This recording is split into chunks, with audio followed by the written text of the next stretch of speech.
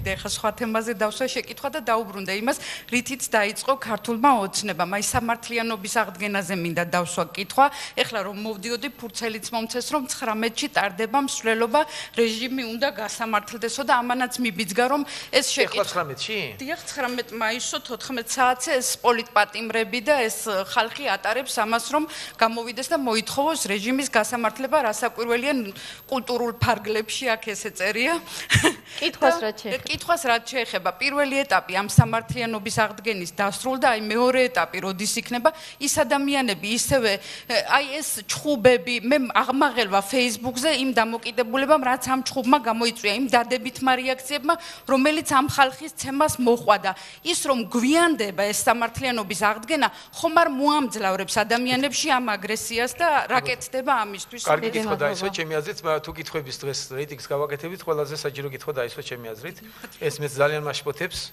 პროკურატურა და სამართალდამცავი სტრუქტურები აკეთებენ იმას, რაც შეიძლება პოლიტიკურად არ დაგიმბალავთ მე რომ რაც შეიძლებოდა თხოვნა იყო ჩემგან და ჩვენი გუნდისგან რომ მაქსიმალურად თქვათ ორმაგად დაზღვეული გამოძიება გააკეთდეს, ორმაგი მტკიცებულებები და გამჭვირვალობა იყოს, რამე თუ ნაციონალური მოძრაობა ახერხებდა ამას და თქვენ გახსოვთ როგორი აჟიოტაჟი აწიეს და ამასაც კი პოლიტიკური უმოხლი მისცეს, რაღაც რესტორანში ჩობი მოხდა და იმ წუთში პოლიტიკას დაუკავშირეს, ეს დამატებითი ვალდებულება დააწვა სამართალდაცავ სტრუქტურებს და მე არ დამალავ ასეთ დონეზე და არა მეტი. მე არჩევერები გამოძიებაში პრინციპულად და არჩევერები პროკურატურასა და სასამართლო საქმეებში პრინციპულად და არც სხვა გუნდისევრებს ვისაც არ ეკუთვნის არ მიცემ ამის საშუალებას.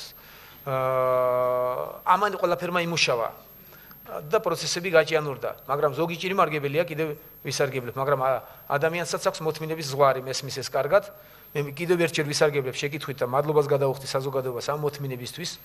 ეს არის ჩვენ ძირითადი რაც ჭირდება. რომ ჩვენ ვისწავლოთ ევროპული ცხოვრება და ვისწავლოთ მოთმინება და ვისწავლოთ ის რომ კანონით და სამართლით უნდა მოხდეს პასუხისგება და არა ხელჩართული ჩხუბით და ესეთი მეთოდებით რაც არ გვეკადრება ჩვენ მესმის მე შეიძლება ობიექტური მიზეზები გარდა იყოს რაღაც სუბიექტური დამოკიდებულება და ზედმეტი გაფრთხილება ჩვენი მხრიდან რომ ჩვენ ევროპელებს დავუმტკიცოთ რომ ვართ ევროპელები და ამერიკელებს ვაჩვენოთ რომ ჩვენ შერჩევითი სამართალი არ აგვაქვს შესაბამისად ზედმეტი გადაზღვა მოხდა პროცესების და გაჭიანურებაც გამოიწვია მაგრამ მე კიდევ ერთხელ ვთხოვდი საზოგადოებას რომ მოთმინებით მოეკიდონ და არც ერთ შემთხვევაში ეს არ გადავიყვანოთ და არ მოახერხოთ და არ წავიდეთ პროვოკაციაზე მე თავისუფლებას ვაძლევ ვერ გავიგე დემარშები და განცხადებები რაც პრეზიდენტმა გააკეთა უნივერსიტეტში ღირსეულად შეხვდნენ სტუდენტები გარდა ერთი შემთხვევისა რომელიც ერთ სტუდენტი მე მგონი დაისაჯა და ღირსეული ესეთი მოთმინება უნდა დავიჭიროთ.